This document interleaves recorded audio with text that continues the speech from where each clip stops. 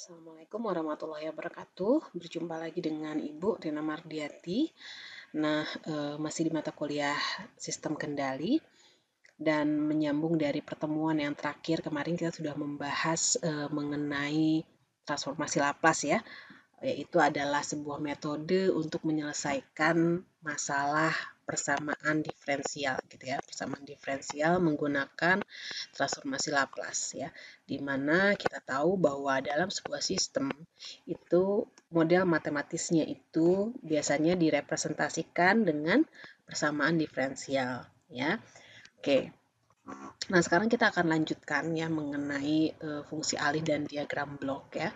Nah, kalau kita lihat di sini fungsi alih atau fungsi transfer gitu ya, atau transfer function gitu ya, sudah kita singgung ya pada pertemuan yang lalu. Ini adalah persamaannya ya, persamaan dari GS sama dengan YS dibagi US, di mana persamaan atau fungsi transfer ini dapat diwakili oleh bentuk diagram blok sistem seperti ini. Kita lihat, nah seperti ini ya, diagram blok sistem seperti ini, di mana diagram blok sebuah sistem itu adalah ada standarnya ya, atau technical drawing, ada standarnya bahwa dia bergerak ya dari kiri lalu ke kanan ya. Jadi selalu seperti itu. Dan yang namanya sinyal seperti sinyal output ini YS dan sinyal input itu biasanya tidak dikotakkan, dan biasanya sistem itu dibuat kotak gitu ya. Nah, itu memang standarnya atau aturannya yang memang harus kita penuhi ya, harus kita patuhi ya. Jadi fungsi transfer ini dapat direpresentasikan dengan diagram blok sistem di sebelah kiri ini gitu ya. Baik, nah dengan representasi diagram blok ya, keserupaan atau similarity berbagai tipe sistem kontrol itu nanti ke depannya dapat dipelajari ya. Ya, nah kalau kita tadi udah mereview dikit tentang diagram blok, nah sekarang juga dia erat kaitannya sistem diagram blok tersebut adalah dengan fungsi alih ya. Fungsi alih atau transfer function, atau bisa kita tulis seperti ini TF ya. Transfer function. Nah, di mana transfer function ini adalah hubungan ya tadi ya, hubungan antara si output dan input. Ya, kita review sedikit karena memang ini akan selalu diulang-ulang. Dan ini ada beberapa poin ya yang kita perlu ingatkan kembali. Ya, ini TF ini adalah transfer function gitu ya, fungsi alih dalam bahasa Indonesianya, dan Y ini adalah luaran atau output, dan US ini adalah, maaf ini U ya, ini U adalah masukan. Sebenarnya lazim bisa menggunakan variabel U ya, notasi U, atau X itu juga bisa ya. Jadi berbeda-beda tapi sama saja. Intinya bahwa si transfer function ini adalah output dibagi input gitu ya. Dimana outputnya biasanya dinotasikan dengan Y dan inputnya dinotasikan dengan U, atau boleh juga tadi dengan X gitu ya. Dan ingat, ini ada catatan di sini bahwa transfer function itu selalu ditulis dalam domain S ya, atau dalam bentuk Laplace-nya ya. Kenapa harus dalam domain S di sini ya? Kenapa harus dalam bentuk domain S ya? Karena transfer function memang dinotasikannya harus dalam domain S ya. Sehingga dan kenapa harus dalam domain S? Karena itu akan mempermudah kita dalam menganalisis ya persamaannya, serta juga perhitungannya lebih mudah ya. Ini pernah saya share di video sebelumnya ya, transfer function dan fungsi alih, dan mungkin saya akan koreksi sedikit bahwa kemarin sepertinya saya ada kesalahan ketik. Di sini saya kemarin tulisnya output, di sini saya tulisnya input, padahal kebalik ya. Jadi ini saya review kembali dan saya koreksi. Jadi persamaan diferensial dari input itu bisa kita tuliskan ya, bisa kita tuliskan dalam bentuk ini ya, kita lihat di sini yang saya stabilo warna kuning, ANYN tambah AN-1 kali Y pangkat N-1. Pangkat di sini bukan pangkat dalam arti kata sebenarnya, tapi turunan ya, karena kita membicarakan tentang persamaan diferensial. Itu, dan untuk outputnya ya, kita lihat di sini, ini juga diwakili oleh persamaan BM U turunan ke M, ya, lalu BM-1 turunan M-1 sampai nanti akhirnya B0 kali U. Gitu ya. Jadi dengan transformasi Laplace gitu ya, kita dapat mendapatkan ya GS. GS itu tadi apa? GS itu adalah TF ya, atau transfer function ya, di mana itu adalah output dibagi input ya, dengan kondisi awal 0 ya. Zero initial condition-nya 0 ya. Sebentar. Nah, jadi nanti ini si output dan input Laplace-nya itu bisa kita tuliskan dalam bentuk seperti ini. YS ya, atau output dalam domain S itu adalah BM kali S pangkat M tambah BM-1 kali S pangkat M-1 sampai seterusnya di sini sampai B0 kali S pangkat 0 sebenarnya ada di sini. Ini adalah 1 ya, S pangkat 0 itu 1, jadi tidak bisa ditulis gitu. Dan begitu juga untuk si inputnya ya, ditulis dalam Laplace atau dalam domain S bentuknya seperti ini. Ya.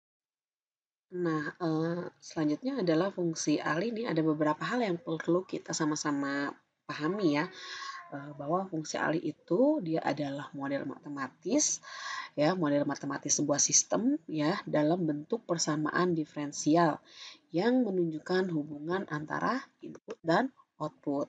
Ya, itu yang harus kita pahami betul. Dia adalah sebuah model matematis sistem ya, dalam bentuknya persamaan diferensial, dan dia menunjukkan hubungan antara input dan output. Ya, dan yang kedua adalah sifat dari sistemnya itu dia tidak terpengaruh oleh jenis masukannya. Jadi masukannya bebas gitu ya. Dia tidak akan terpengaruh. Nah, yang ketiga bahwa fungsi alih ini ya tidak bisa memberikan informasi terkait struktur fisik dari sistemnya. Jadi ada kemungkinan kita misalnya punya dua sistem kendali dengan struktur fisiknya yang berbeda, tapi dia memiliki fungsi alih yang sama. Itu bisa terjadi. Jadi, tapi intinya bahwa si fungsi alih ini tidak bisa memberikan informasi terkait struktur fisiknya tuh kayak gimana, nggak bisa. Nggak bisa kita lihat dari fungsi alih.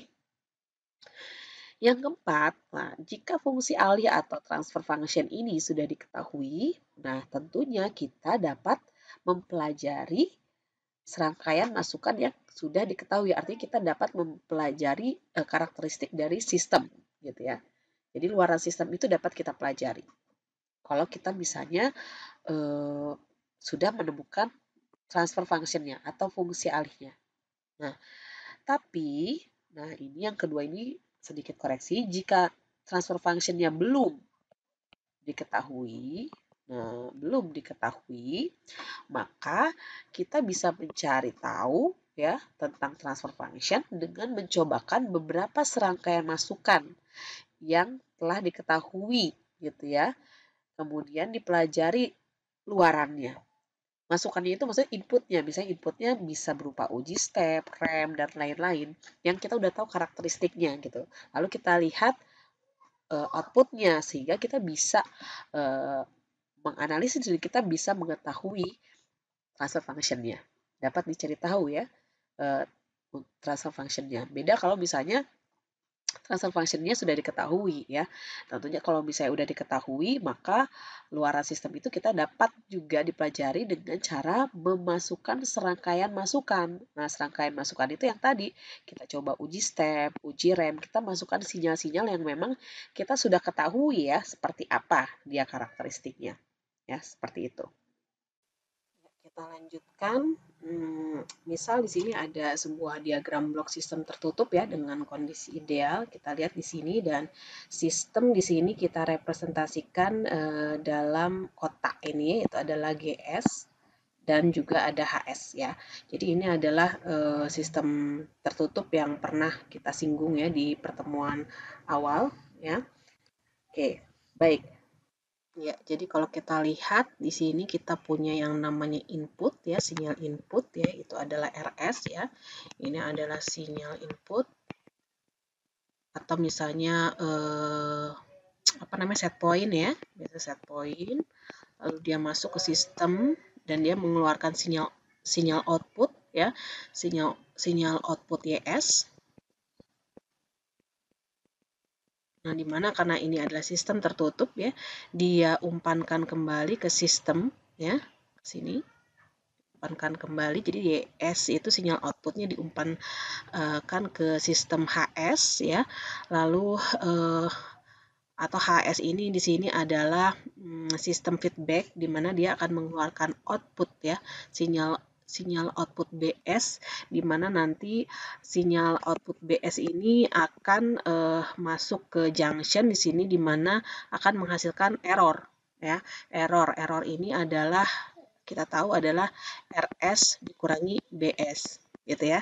Kita akan mendapatkan errornya gitu ya. Oke. Nah, di sini juga ada dua simpul ya. Yang pertama, ada dua simpul.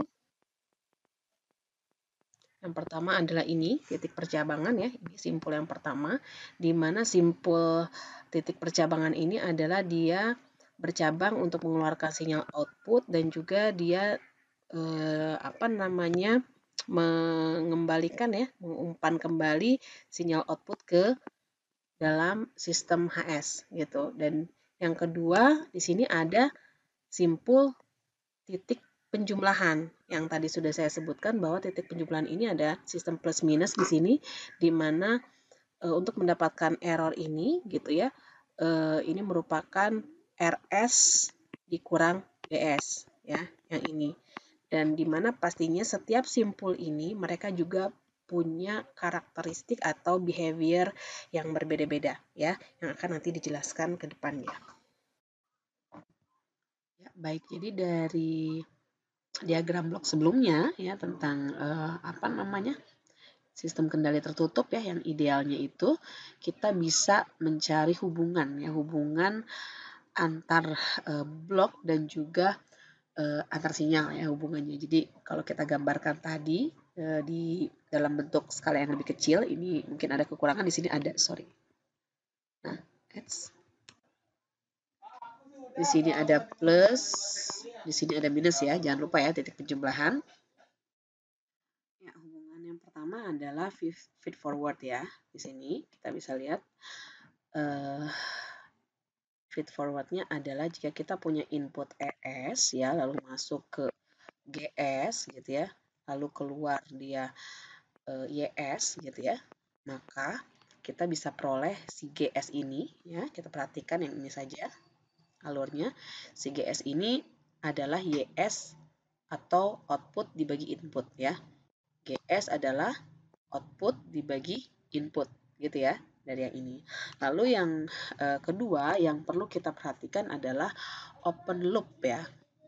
Open loop transfernya. Di sini kita akan membandingkan ya. Jadi kalau kita punya sebentar saya coba warnai dulu.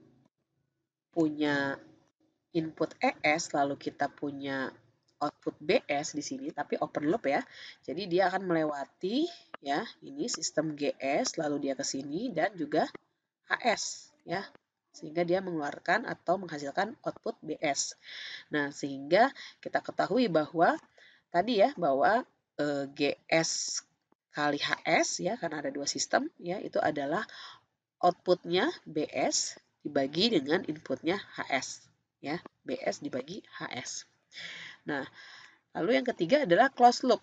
Nah, bagaimana kita mencari nilai closed loop transfer function ini? Nah, ini kita hasilkan dari hubungan antara input output yang tadi. Jadi kalau kita lihat di sini yang pertama nih, YS sama dengan GS kali ES ya. Berarti yang sebentar saya ganti warna dulu.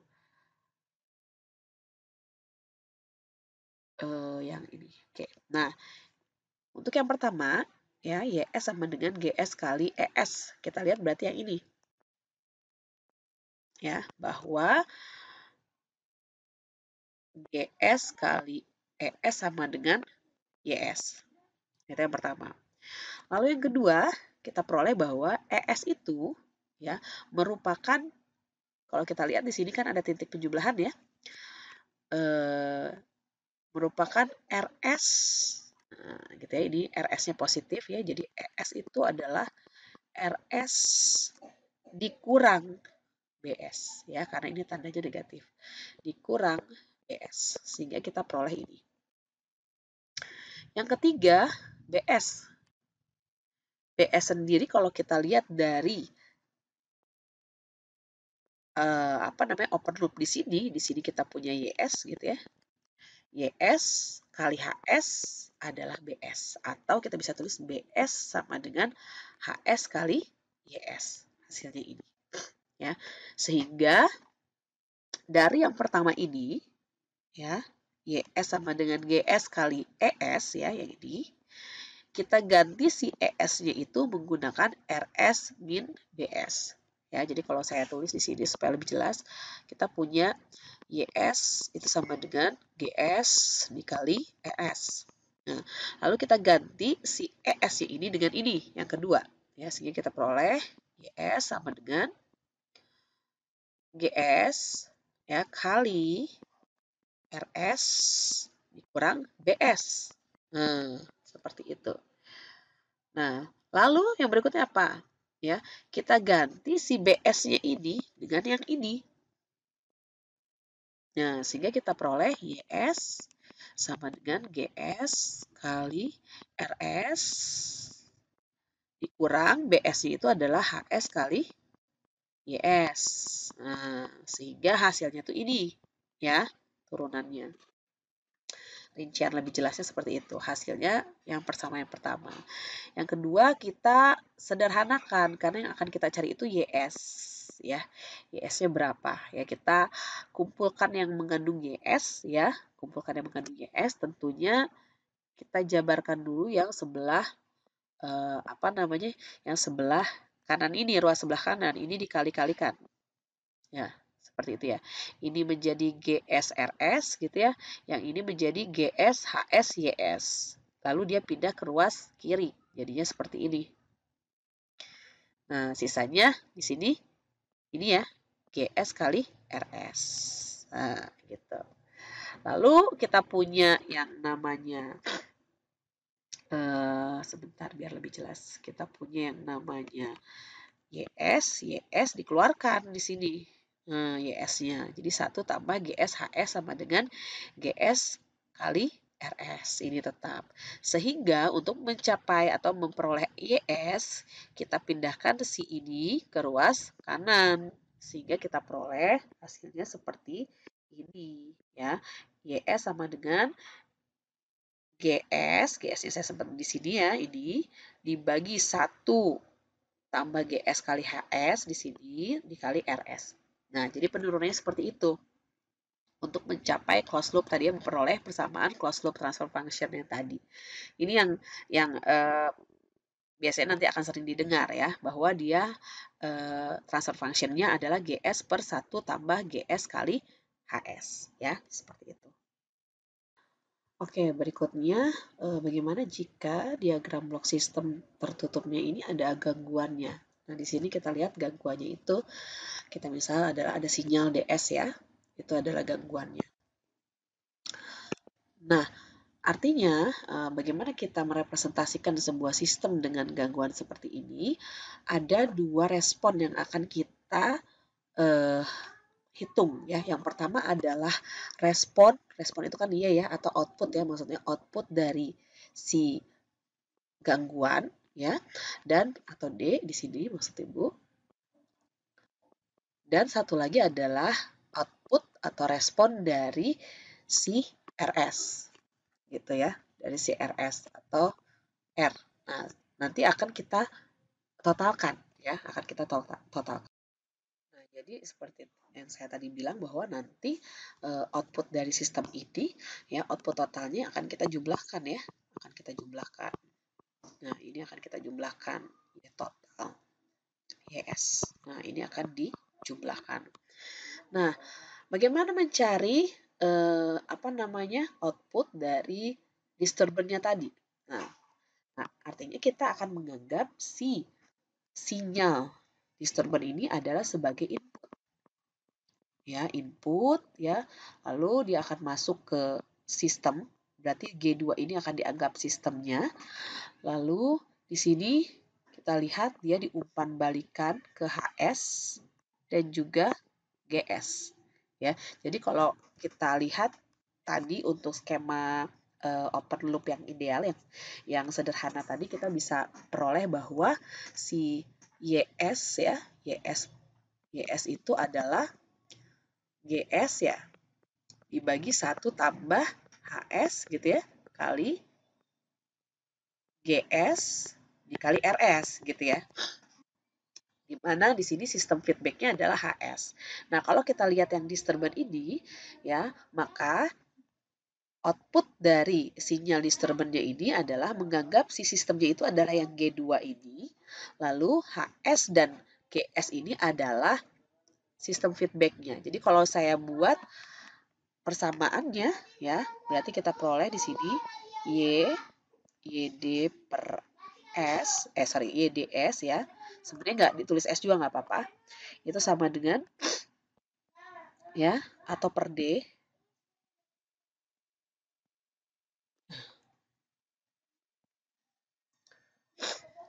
Nah, jadi selanjutnya bagaimana kita mencari si output dari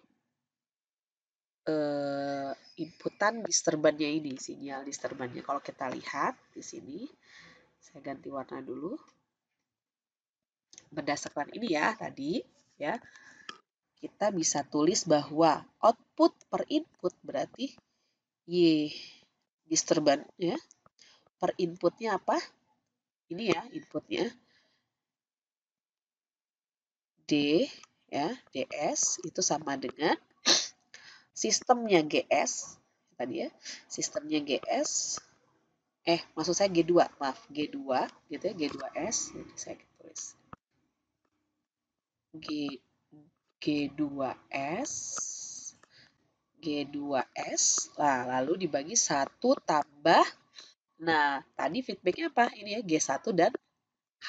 Berarti di sini G1 H dan dikali G2.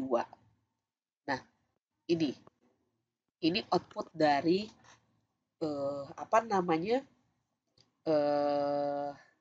inputan disturban ya.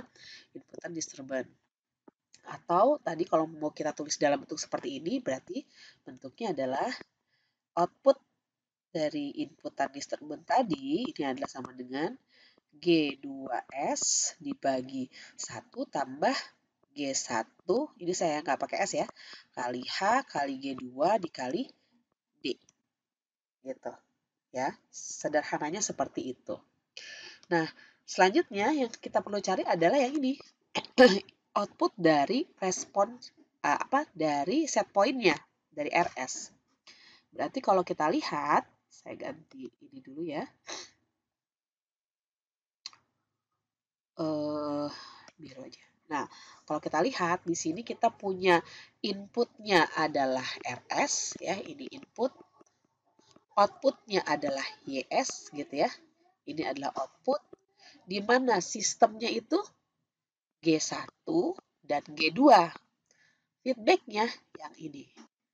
Gitu. Jadi kalau saya tuliskan di sini karena ini seri, maka nanti dikalikan ya.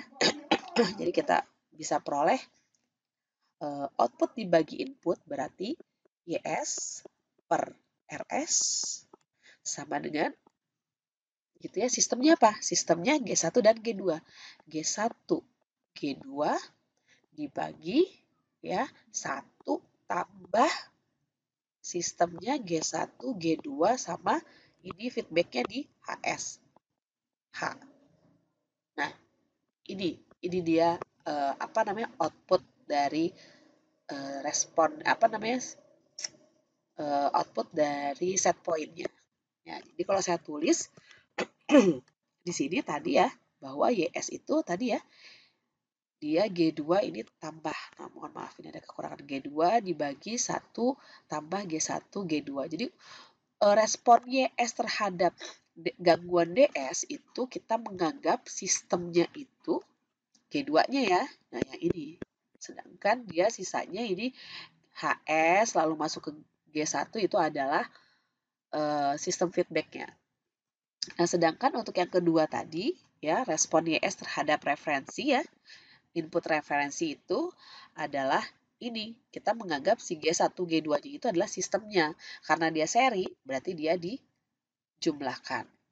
Satu tambahan dari saya bahwa yang kita pelajari di transfer function ini adalah dia hanya, atau fungsi alih ini, dia hanya bisa mempunyai fungsi transfer ya dari satu single input ya dan satu single output ya. Nah, di mana ini adalah SISO ya, single input, single output. Jadi kalau misalnya multi gimana? Multi input, multi output. Nah, itu beda lagi ya. Kita bisa memodelkannya dengan berbagai fungsi alih atau juga bisa kita lakukan dengan state space yang insya Allah nanti akan kita bahas di depannya gitu ya. Nah, lalu total responnya, nah baru kita jumlahkan tadi ya, yang respon terhadap referensi input ditambah respon terhadap gangguannya ya. Karena ininya udah sama ya, penyebutnya udah sama, maka tinggal dijumlahkan saja apa namanya pembilangnya ya. Ada juga di sini hasilnya. Nah, selanjutnya bagaimana dengan diagram block system yang memang ada sistemnya itu seri ya, bentuknya seri. Nah, kalau bentuknya seri sebenarnya tadi udah disinggung di slide sebelumnya ya. Mestinya Ibu tampilkan slide ini sebelumnya dulu ya, sebelum kita menjelaskan yang tadi. Kalau misalnya ada diagram blok yang bentuknya seri, tentunya maka kita dapat menyederhanakannya dengan mengalihkan ya, masing-masing transfer functionnya ya. Berbeda kalau misalnya dia dalam bentuk paralel. Kalau dalam bentuk paralel kita jumlahkan ya pakai sigma ya, kita jumlahkan masing-masing transfer functionnya seperti itu. Ya, untuk pertemuan kali ini kita cukupkan. Kita akan lanjut ke pertemuan berikutnya. Terima kasih. Wassalamualaikum warahmatullahi wabarakatuh.